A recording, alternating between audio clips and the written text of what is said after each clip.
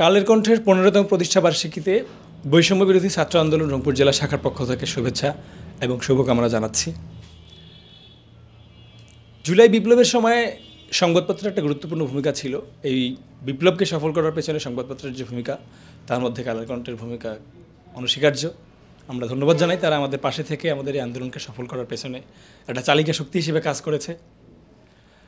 প্রত্যাশা থাকবে ২৪ বিপ্লবের স্পিরিটকে ধারণ করে আমাদের যে প্রজন্ম ২৪ নতুন বাংলাদেশ গড়ার আকাঙ্ক্ষাকে ধারণ করে বিভিন্ন কর্মসূচি পালন করছে এবং এই সরকার বিভিন্ন উদ্যোগ হাতে নিয়েছে।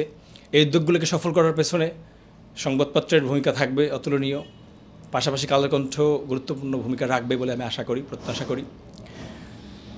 কিছু সাহসী সাংবাদিকতার উদাহরণ না দিলেই নয়, যেটার কথা আপনারা হয়তো জেনেছেন যে কালের কণ্ঠের মাধ্যমে বাংলাদেশের সবথেকে টপ টেররিস্টদের ঘটনা আমাদের মধ্যে আমরা জানতে পেরেছি। তার মধ্যে আমি একদম উল্লেখ করব বাংলাদেশ পুলিশের সাবেক মহাপরিচালক বেনজির আহমেদের কথা, যার মাধ্যমে আমি মনে করি যে কালের কণ্ঠের মাধ্যমেই অন্যান্য সংবাদপত্র এই ব্যাপারে আগ্রহ প্রকাশ করেছে এবং সংবাদগুলো প্রকাশ করেছে। তার মাধ্যমে আমরা দুর্নীতির কথাগুলো জানতে পারি।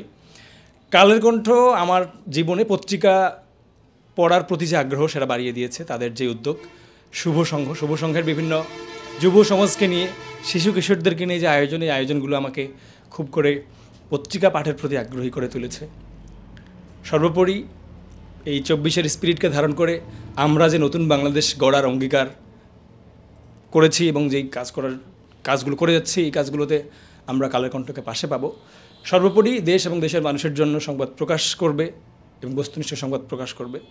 সকল ধরনের অপসাংবাদিকতাকে দূরে রেখে মানুষের জন্য সাংবাদিকতা করবে, সংবাদপত্র প্রকাশ করবে। এই কামনা এবং আবারও শুভেচ্ছা জানিয়ে